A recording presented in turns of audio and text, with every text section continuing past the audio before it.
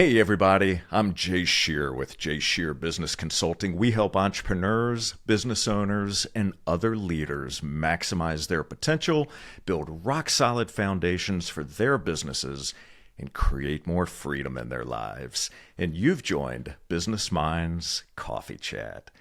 Tony Robbins said, "The art of fulfillment is the ability to experience not only the thrill of the chase, but also the magic of the moment, the unbridled joy of feeling truly alive."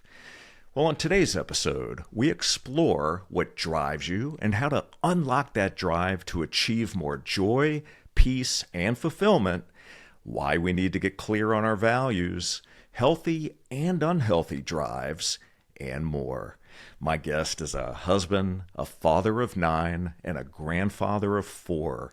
He's a former pro cyclist, a respected peak performance and inner drive guide, and an avid mountain biker and adventure athlete.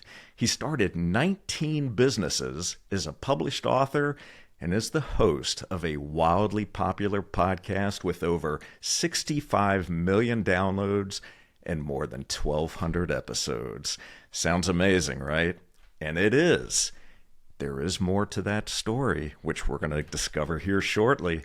Please welcome the man who's helping us clarify and align our natural inner drive so we can wake up every day to our authentic, driven, and inspired life, Kevin Miller. Kevin, it is great to see you. Thank you so much for being here today. Man, I am honored to be here, and I like your intro, listening to that bio. Man, there's always more to the story, no doubt. So good lead in. Yes, there definitely is. Well, thank you again so much for joining us today. I really am looking forward to this conversation. And I've got to share with you that I have been watching and listening to you for years. And one of the things that I really appreciate is not only your ability to really draw out great insights and ask fantastic questions, I love your ability to connect with people. You come across as being so grounded, real.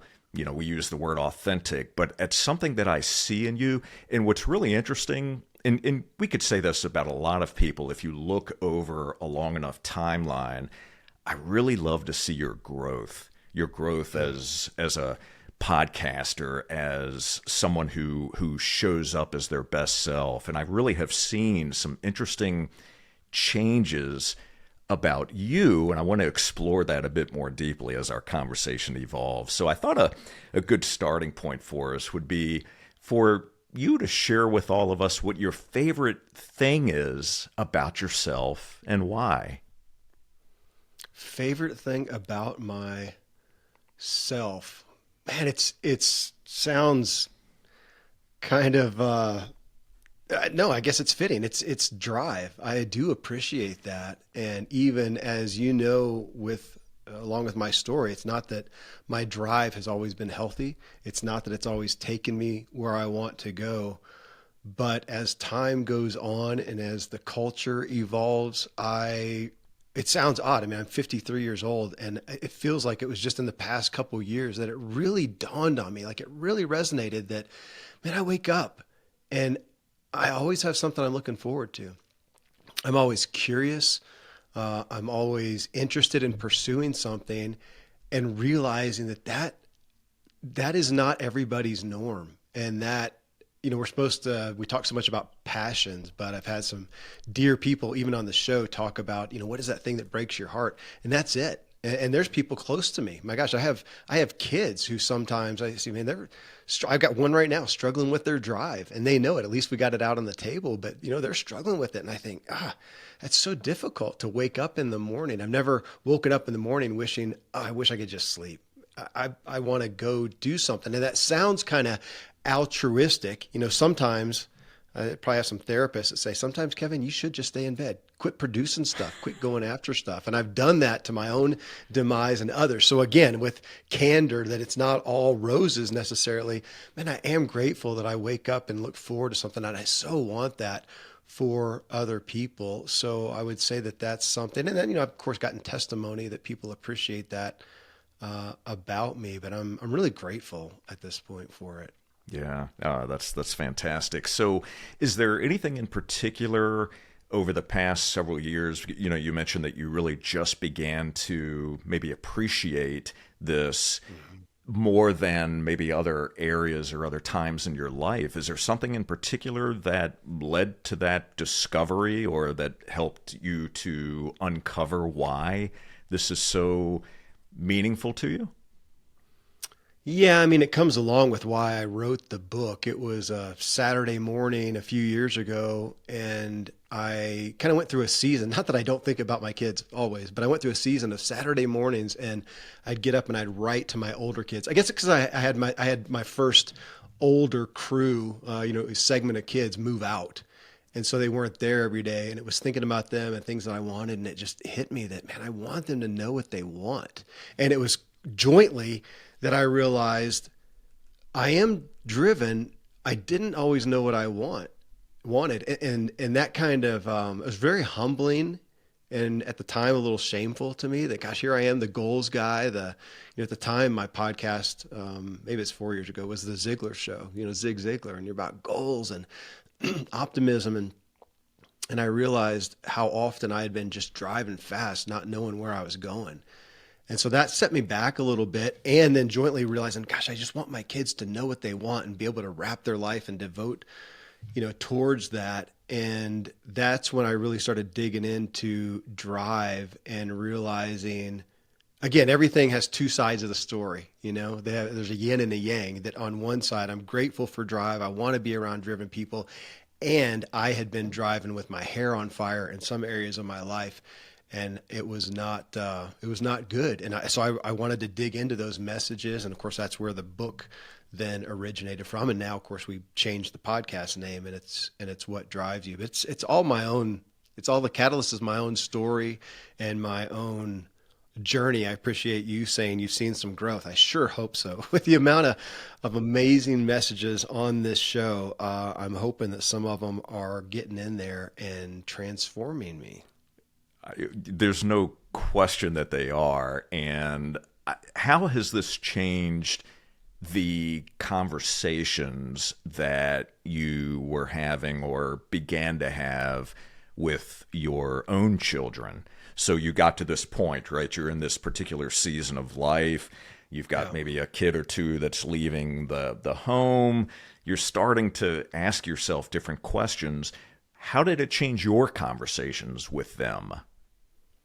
That's a Thanks for the question, because it did. And I think my own evolution and growing insight and hopefully maturity in this area, along with them getting older, and their, for lack of a better term, it's just the one that I've used. It's kind of like, man, their BS meter was on high, Mm. and I can't be spouting stuff off. They see me, they see the struggles, they know me, and I would say humility came in quite a bit, and I not only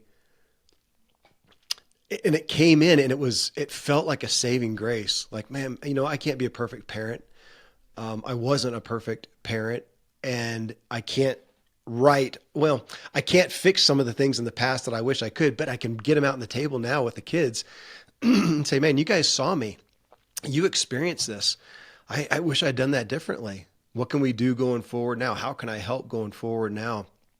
And so it felt I to some degrees enjoy my kids as in their older ages more than ever, because we can really have these conversations and there's context of their lives. Man, I know what happened, or at least I know some of the events. I can't say what their perception was, but we can talk about that, and it's so insightful, and it becomes part of the shows. And it even shifted. I know in my heart, and I've heard testimony. I think the shows shifted more from the interview to the I mean, I think I've always been a good conversationalist, but man, these days I'm asking the questions that I want to know. So when I have somebody on the show, man, I'm going through their book or whatever, and I'm going, okay, I get it, but I want to dig into this more. And this is for me. I find myself laughing but serious half the time during a podcast, saying, man, send me an invoice. That was worth its weight in gold. I couldn't pay for therapy that good. So I guess that's all a wrap up to. I think the answer is a lot of humility. Yeah, I think that's an important word to remember here. And also, we'll probably end up coming back to that as our conversation continues to go a bit deeper here. And Yeah. I'm curious, as you talked about that BS meter with your kids being on high, right? They've seen the good, the bad, Hmm. the ugly at times, right? I mean, Hmm. that's just Yeah. part of the human experience. But were you concerned at all about showing up, changing the perception of what you thought you showed up as a father, and then having these kinds of conversations that were just raw and real and exposed and being vulnerable, right? I mean, being able to say that I messed up, or I didn't do what I thought I was going to do, or maybe I didn't show up the way that I wanted to. What was that feeling like for you? And were you concerned at all about that perception they might have versus what they may have now? Man, I appreciate the question, Jay.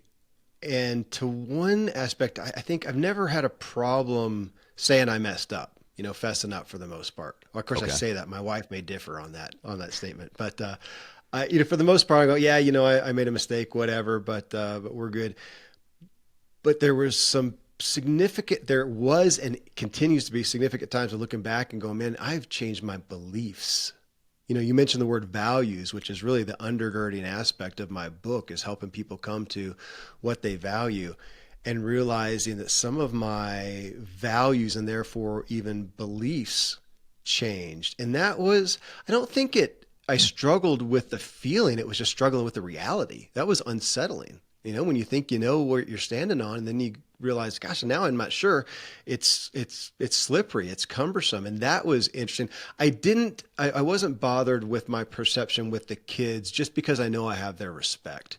At the end of the day, what a gift! And again, man, I say that with sensitivity because I've got dear friends who are struggling with the opposite. Kids who don't. It's not that I've not ever had a kid who's gone sideways on dad a little bit here, but at the end of the day, man, I know they respect me, and I think they even respect that I am willing to question now my beliefs and admit that I think some of them were off. But I went through a time, and I struggle with that statement. I went through a time like it's over. I don't know that it'll ever be over, but I don't feel as unsettled even in some of the mysteries, that I now see instead of black and whites.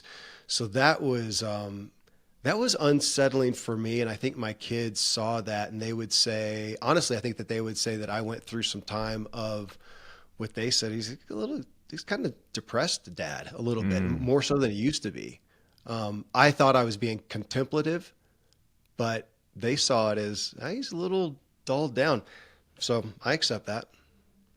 Yeah, that is so interesting. And speaking of beliefs, and I feel you on that. I mean, there have been certainly more than one situation or season in life, if you will, where my own beliefs have been challenged. Something that I either believed about myself, right? Certain biases that I carried. I would walk into a certain room and be challenged by people that I was surrounding myself with, and I just it just was like holding up a mirror, right? And it was a very uncomfortable feeling and an uncomfortable situation, but it was important because there was a red flag there. I need to explore this more deeply. I need to ask myself more questions around this. So, on the topic of beliefs, just out of curiosity, is there something, what did you believe about yourself early in life, if we go back in time a bit, that you discovered later wasn't true?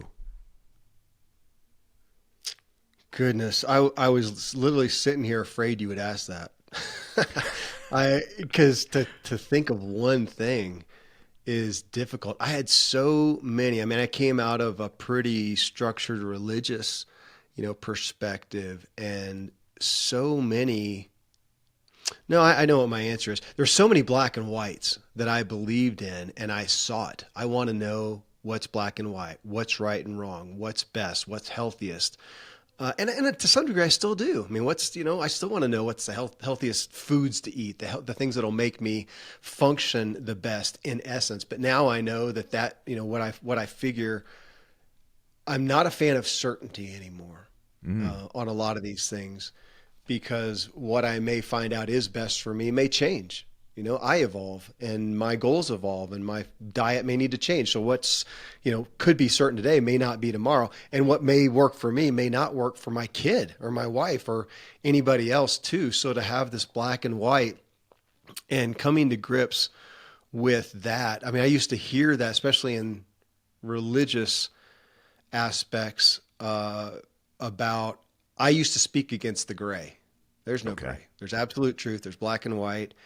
And man, coming out of that to almost, man, we can go down, muddy waters here, but almost into saying, again, I'm very questioning of any specific certainty. Now, I'm sure that if I jump off a high rise, I'm pretty certain I'm going to die. I do believe gravity is kind of an absolute, and there are some of those things, but outside of that, gosh, it's so much mystery and so much depends on the person and the circumstance, and that's been a whole new world, a much more gracious and compassionate world. But again, still, and I have some guys I meet with every week, and of course, so many people that I'm doing life with and having these conversations, and there's so often things that we come to and go, man, I don't know. And that's frustrating because I want to know. What if I don't know, how do I lead somebody else? And you've got to invest so much more than what I used to want to do. I used to want to say, here's the truth, here's the black, here's the best. Just do that. We're good. And I can go on my merry way. And everything takes more investment now. I get it. I really do. I mean, obviously we've had different experiences, right? But I can look back over my own life and just take as an example, and I won't go into detail, but let's just take religion as an example, right? I was raised a certain way with a certain belief system, and I just bought into the fact that black and white, right? That is the way it is. Everyone else, I thought, believed exactly the same thing, and that's just, I surrounded myself with the people that had that same type of belief system. Or if they didn't believe, we could at least be certain they're wrong, right? So we're still certain. That's right. That's exactly right. That's up for us to judge, right? That's where judgment comes in. It's so interesting. Yeah. But as you evolve and as you grow, if you're open to growth and you're intentional about it, it can truly shock your system when you move away from the black and white and you start to question those things. So if I'm questioning that belief, are there other things that I should be questioning as well? And it's just a really interesting conversation to have with yourself and to explore. And, a lot of this is for another time, but I was just curious from your own perspective. And I thank you for sharing what you have shared. And, I have found through my own experience and through the various people that I have the opportunity and the honor to be able to speak with, that there are moments in life that can define us. They can change the trajectory of our life. What is one of those moments that you've experienced yourself? Man, it's again, I wish it was longer ago, and it was somewhat on the drive, and the bad side, the dark side of that for me and for some others was feeding my own self-image.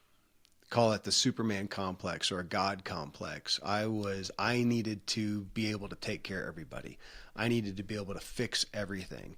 I needed to always be capable.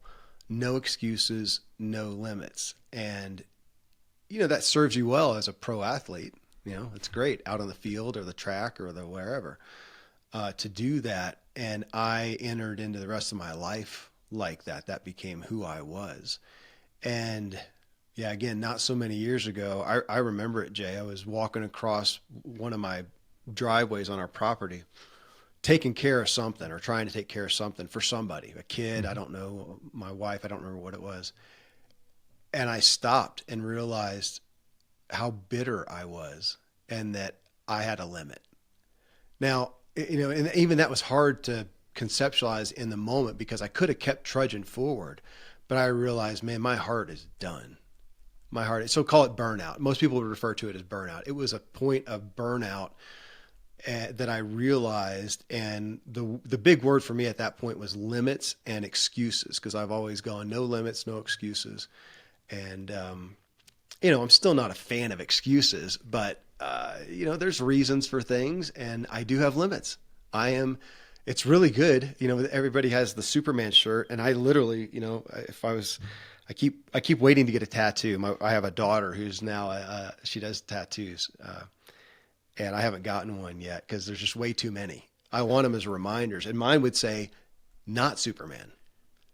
Kevin, you are not God. You are not responsible for planet Earth. You're not doing God and everybody else a favor. You have some value, but man, don't overestimate yourself. And that was it. That was that's a part of the book. That's a lot where this chapter of my life came from. And that has been and I think for the rest of my life will be a continual deconstruction. That's such a reprogramming. I don't know that I'll ever leave it, but at least I'm aware of it now and I can stop. And, so if you want to call it boundaries, that's one of my hardest journeys is boundaries. So I feel like an infant today. I don't know where I'd actually rate, but I feel still an infant. But that was it. That moment was a big one for me. If it was on videotape, it looked so insignificant, and yet there was a whole play acting out in my head. I definitely feel you on that one. It's like an epiphany when you realize that you cannot solve all the world's problems, nor is it your job to solve the world's problems. I mean, obviously, we take care of our children, right? We try to set the right boundaries. We try to provide the right moral grounding, all of those sorts of things. But at the end of the day, they make the decisions they're going to make. The people around us make the decisions we're going to make. It's up to us to determine how we're going to, what meaning we're going to attach to those decisions that are made, right? Because it really is all about meaning making. So, as you brought up the no limits, no excuses, when you said that is what came to mind for me when I think about being driven. But your book, your new book, What Drives You, goes so deep on this topic, and it is less about the, burn the bridges, no excuses, that sort of living, because you've been there before, right? You've experienced that, and you unfortunately experienced the other side of it, the burnout. And I can tell you on my side, there was a lot of that as well. I destroyed relationships as a result. I hurt myself physically, my health, and I had to really work to rebuild. And quite frankly, and this is just being candid, and I do talk about this on the podcast, but my ego just got in the way, right? I was feeding it and I was chasing constantly whatever that next thing was. Maybe it was a trophy, the next position, whatever it was. And no holds bar, anything that got in the way, I just ran through. And I had to learn very difficult lessons, and I've done a lot of deep work on myself to understand the pain that I caused, right? That was my fault, not anyone else's. And then how to manage through that. And that's a very difficult process. So I feel you on that. Yeah. But I want to speak to being driven. When we hear today and we see on social media some of these individuals who are just, it seems like they're going 24 hours a day. They're doing everything they possibly can, and they're accomplishing, all of these magnificent things. Yet what we don't always see is the other side of that. What's happening in their relationships, what's happening from a spirituality standpoint, health and wellness, all the different buckets of life that you talk about in your book. So what should we be thinking about when it comes to what drives us? Let's dive into that a bit, because you do break down each of those buckets of life, and I think it's important to explore this more deeply. Yeah. Yeah. I again, man, I appreciate the question and the concept of it, Jay, because yeah, when you hear about that, I mean, granted, the word drive has a lot of baggage, and being driven, so much of what's depicted out there, you look at it and think, oh my gosh, that's exhausting. I don't want that. Can I just rest? And yet, come back to the waking up in the morning, and there's nothing I would want for myself, or few things I'd want for myself or anyone else, than to open their eyes with hope and expectation and desire to pursue something. And I'm really focused on creating right now, that we get so much purpose and fulfillment out of creating. We're such a consumer driven society, and yet creating is where we find so much purpose. So, I do want the drive. Well, I appreciate that drive. You mentioned at the top of the show, Tony Robbins, and one of his, I'll paraphrase his quote, but he kind of said, the happiest people are just those who are making progress. That was it.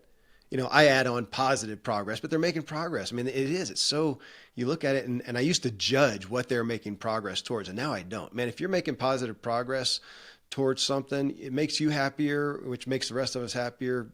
Go at it, go do that. But looking at what you're driving towards, that's the, that from my book. I mean, that's the big question, is asking why.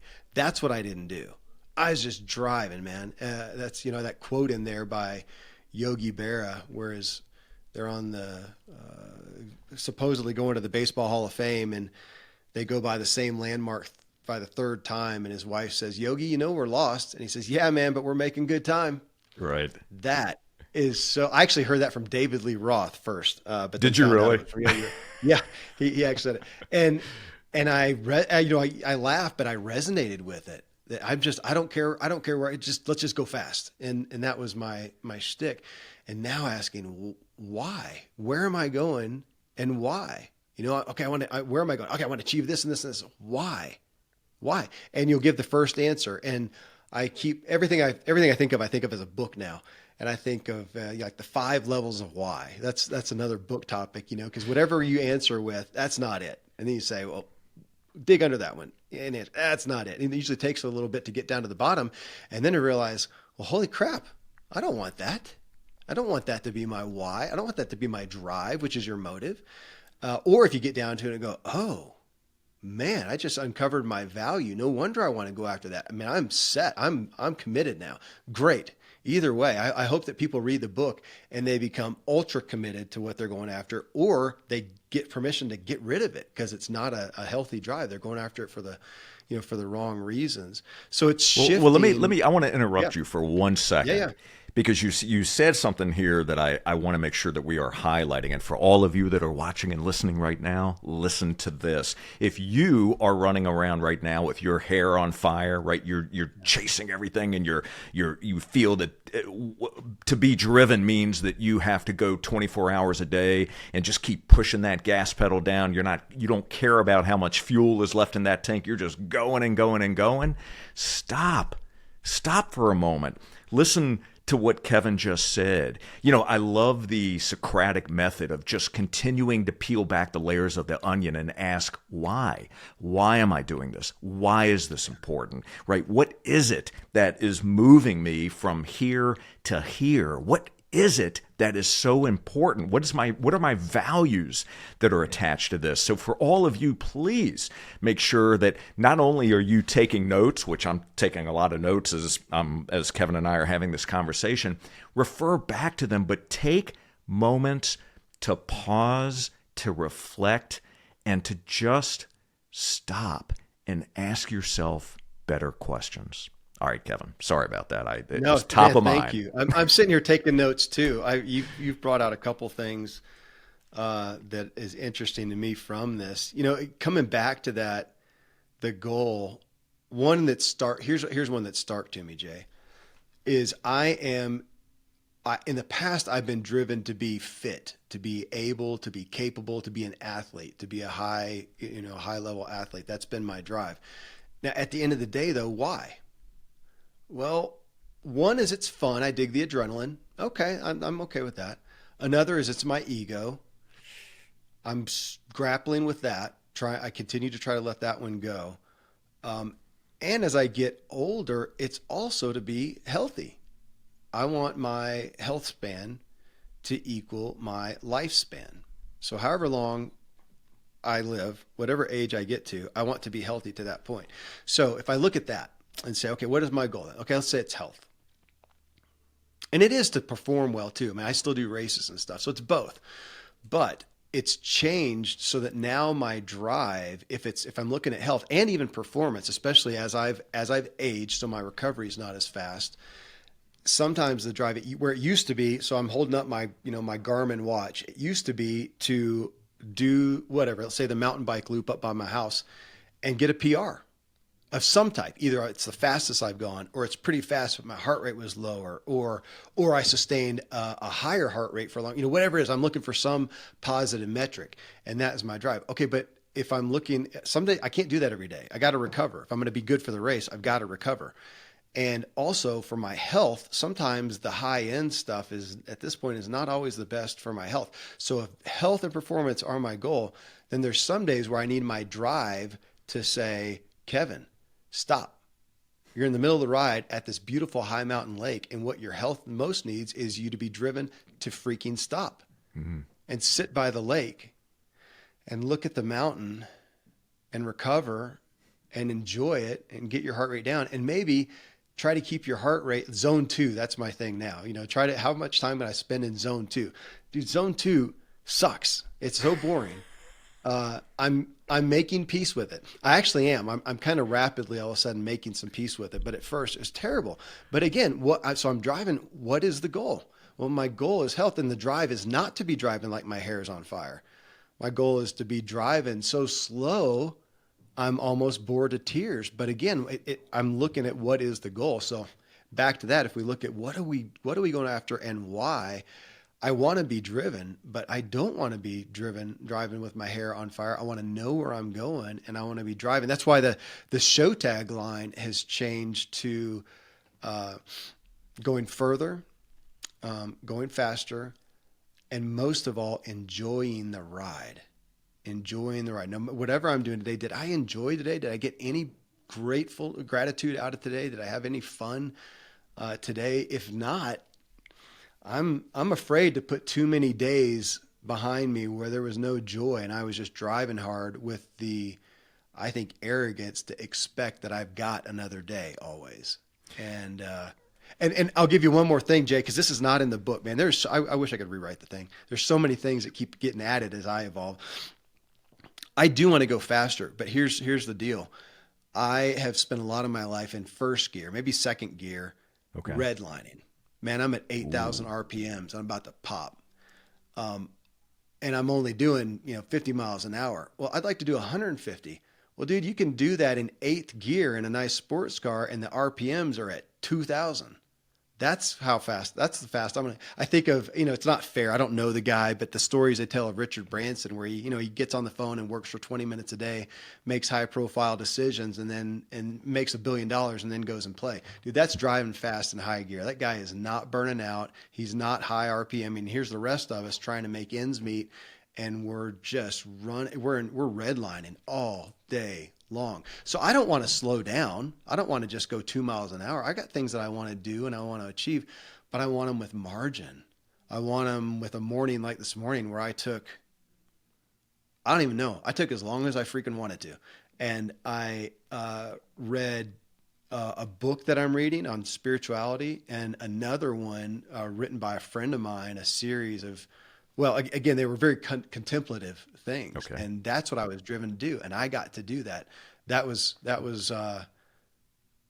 it's a different, it's still drive, but you get the point. It's a different, it's a whole different world of drive. Yeah, I love the way that you articulated that, and I think it's so interesting because it is counterintuitive to what we think about, right? And I think one of the bigger challenges that so many of us face is social media, right? Because it's in our face of seeing other people who are quote driven and constantly accomplishing and doing all of these things, and we sit back and we see that and play the comparison trap, right? And we play the comparison game, which is a trap. So I try to shift my perspective on that. And if I'm following someone who I appreciate, I resonate with their message, I may be inspired by that person, but I'm not comparing myself to that person. Now, I do still fall into that trap from time to time. Sure. I mean, it's me too. part of who I am. But when that happens, I will say I have more self-awareness around it today. So at least I can take that moment to pause, to stop, to take a step back and say, okay, Jay, what is the story that you're telling yourself? Why am I going down this path, right? There's a feeling that's coming up within me that's saying, hey, maybe you ought to just pause for a moment and realize that this is someone who you're inspired by the work they're doing. You're inspired by their message. You're inspired by their drive and their ability to reach their potential. You can too, but you have to want it, right? Your value system may be different than their value system. So I'm a different person, and I need to realize that. And that's one of the things that I love about your book is you tie everything back to values. So speak, if you will, to our audience about why knowing your values are so critically important to all of this work. Yeah, thanks. Part of that, Jay, I think it originated in going through my own valley, if you will, of realizing that I had been driving in a lot of areas of my life, not all of them, but I've been driving not really clear on where I was going and why. Yet I don't have some story of going super astray. I mean, I didn't go nuts and have some huge moral downfall or, go bankrupt 15 times or whatever, because, and I realized that it was a saving grace of, I did know what I valued. I did know that at least. And that kept me from going too far astray, even when I wasn't. I look back and realize that I didn't have clarity in some areas. And man, I'm grateful for that and seeing, well, man, the rows of books behind me, the 250 plus people I've had on the show, and being aware that they were clear on their values. Not all of them. They aren't all perfect people. They're not all saints. There's plenty of them that have some significant destruction, in their lives. But at some point they got to where they, a level of success and clarity and insight into themselves to create something. And that's why they ended up on the show and realizing that they got clear on their values. Maybe they finally did. Maybe they always were. Everybody's got a different story.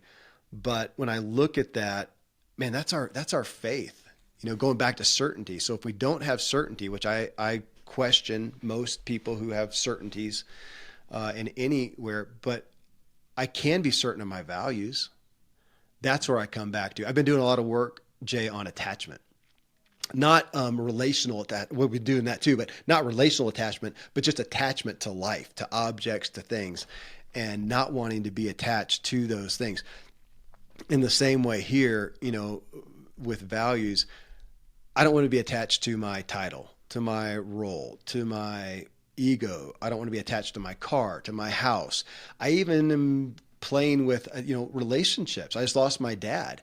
And if I was overly attached to having to have him in my life, I would be devastated right now. And so, looking at that, and yet I want to be attached to aspects of character. that I want to emulate. In the same way, values. I want my values to be around, to go to a biblical concept for those of you who know that, the fruits of the Spirit, goodness, kindness, gentleness.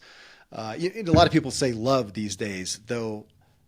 Well, I don't want to say though. I bristle. I think people use that as just a kind of a coverall for a lot of things. Like, what does that Sure. actually mean to you? You may be committing to love. I've never felt anything from you, but like that. But I hear your commitment. But again, to the values, to what do I value? And that's why I take people through these key areas of life, like relationships. What do you value?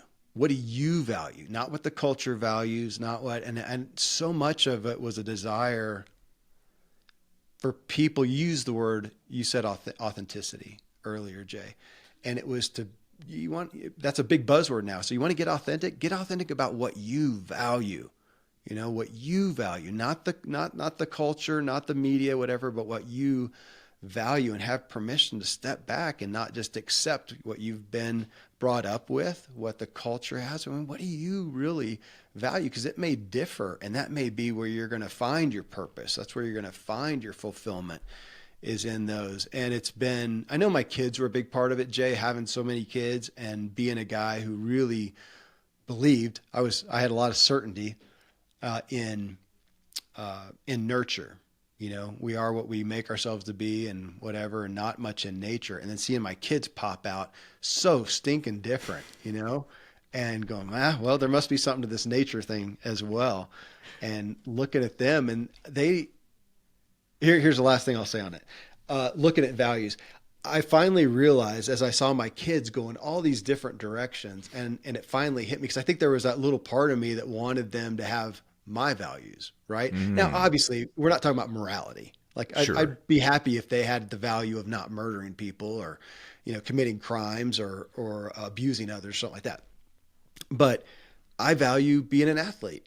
Well, they don't have to. That's okay. I value being an entrepreneur. Well, they don't have to. I value being a writer. Well, they don't have to. And it finally dawned on me, would it be more successful from a value standpoint for me as a father to show you my 9 kids as carbon copies of me? They're all athletes. They're all entrepreneurs. They're all writers. They all have a podcast. They all, whatever. Or would it speak well? And again, I don't want to, no judgment. If somebody has 9 kids who are all carbon copies, maybe it's great.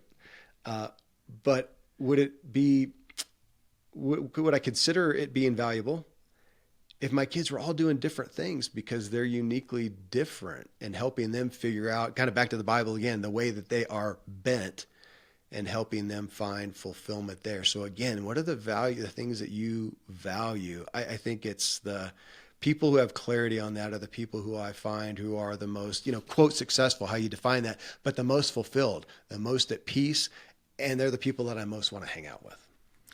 I'm right there with you. So I choose door B when it comes to what you just described. Now, obviously, that's my personal opinion. And, it's interesting, like you, right, having incredible conversations with just world game changers, and listening, asking good questions, and realizing that there is a common thread that seems to run through all of these stories.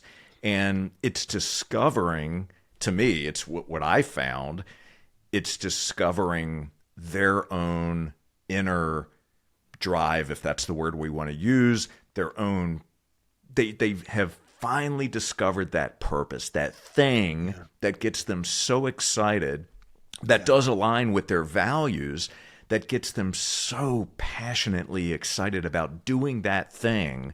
But they're not doing it to try to appease someone else. They're doing it because it's within themselves, right? And it's finally reached a point where they're able to pull it out. And that may have been with the help of someone else, with the help of a coach, a mentor, a mastermind group, but they discovered it. And it was always there anyway. Now they can bring it out to the world, and they're able to demonstrate to themselves what they're capable of. They're able to demonstrate to themselves what their potential truly is. And I love that. And I love this conversation. And I'm going to encourage everyone that's watching and listening right now, to definitely go out and purchase a copy of What Drives You. Obviously, we're going to link to that in the show notes. But let me put a but on this for a moment. Definitely go out and buy it. Buy it and listen to the Audible version, because you're going to get to hear Kevin narrating the book. But then take the necessary actions, right? Spend the time to go through each of these different areas. I call them life buckets. You can call them what you want. Yeah. But take the time to truly explore and delve into this more deeply so you understand as an individual, as a human being, the things that are important to you, the things that truly do drive you, the values that you attach to each of these different areas.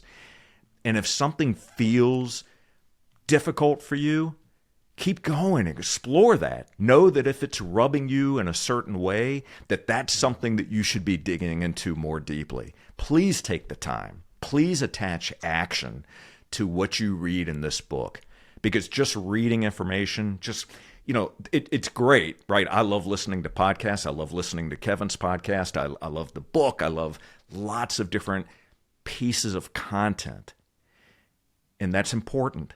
But the real power comes when you're able to attach action to that thing. It will change your life. So please do that. Kevin, I would be remiss if we didn't talk about your father, Dan.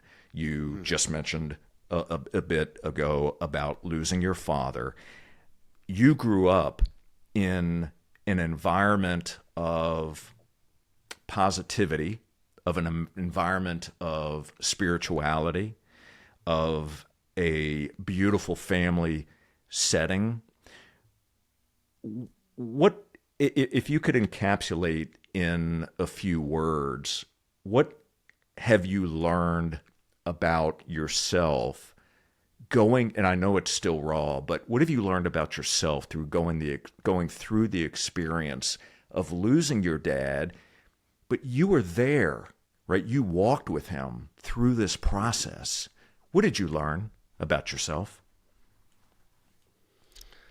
It's still, Jay, thanks. It still comes back to drive and the continual questioning of, it was like another level. It was another level of going, okay, as much, I wrote the book, I do the show. What drives you? What do you want and why? And getting grant. And it was like another red pill in that journey of going, oh man, okay, if it, end of life, man, it's pithy to say, and if it's my last day, man, I just went through an exercise this morning that I'm following through a friend, and it was the feeling. What's the feeling? He asked me this on a show. Actually, I don't know if it was on a show or if it was afterwards. And now he's got this course that he's doing, a guy named Jake Eagle.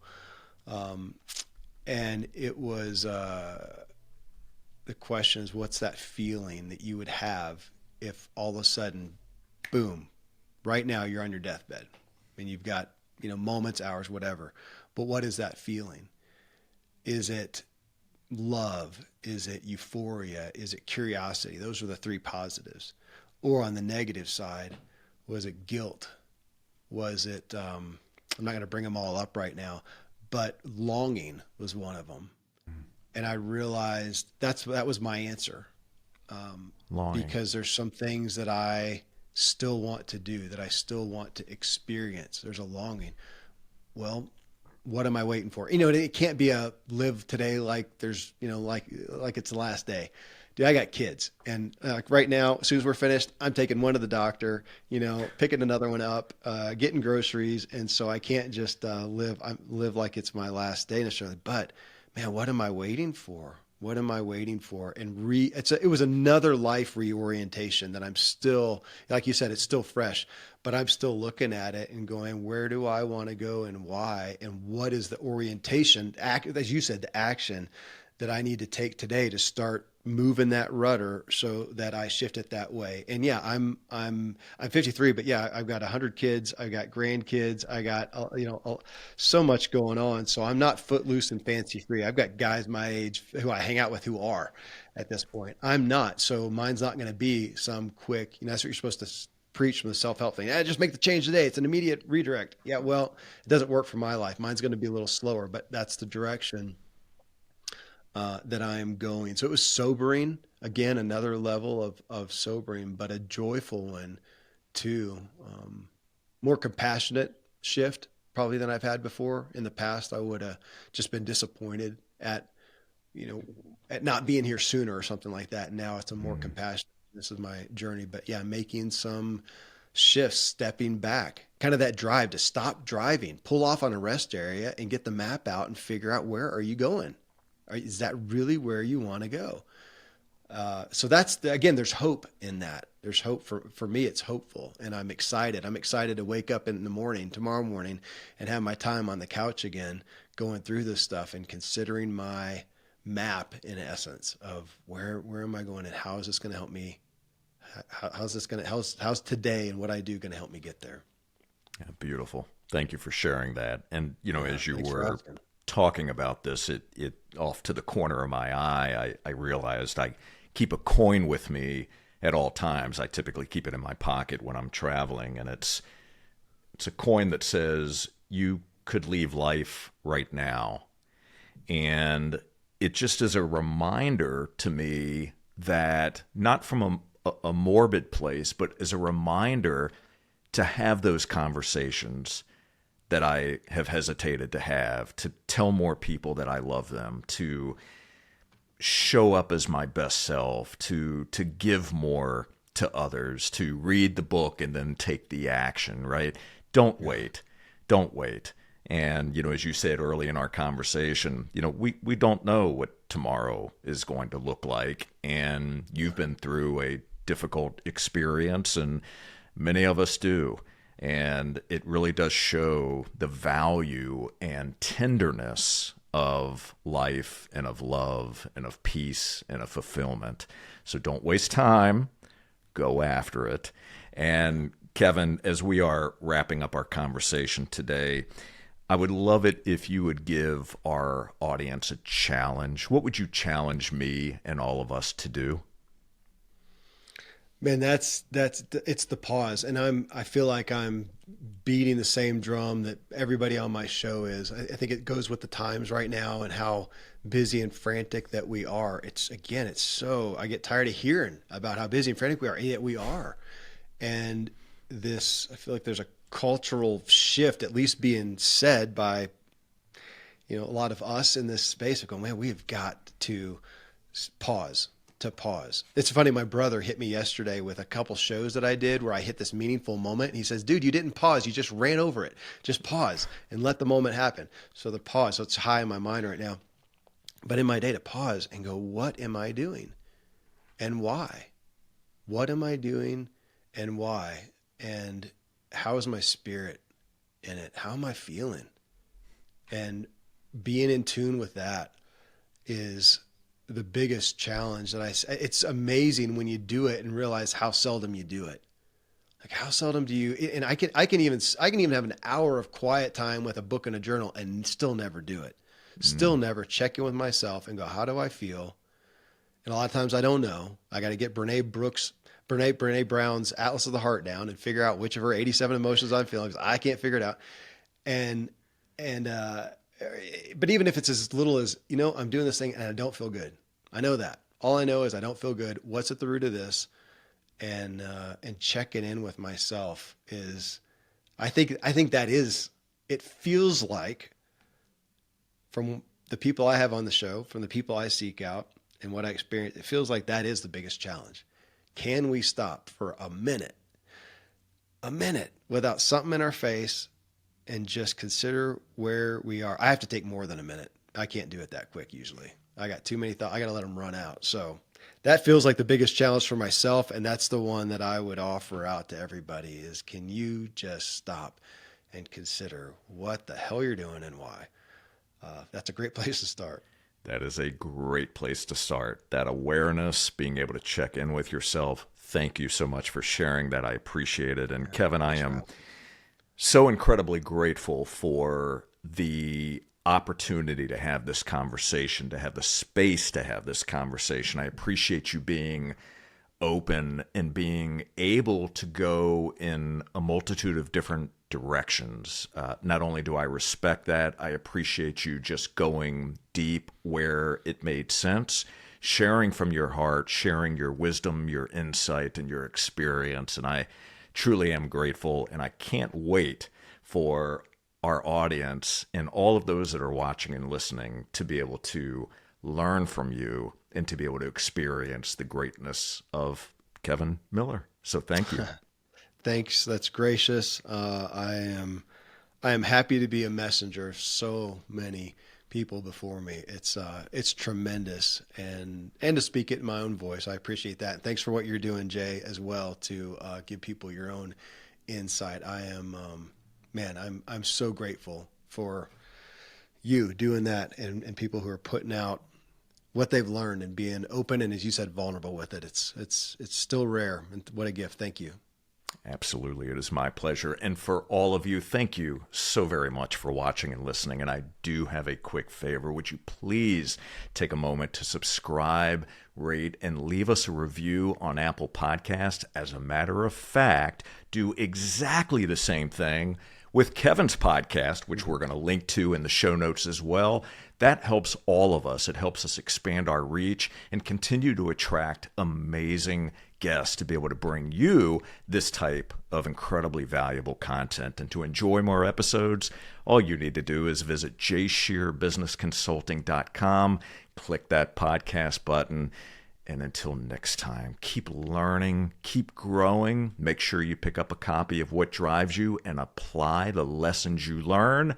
And we'll see you on the next Business Minds Coffee Chat. Take care, everybody.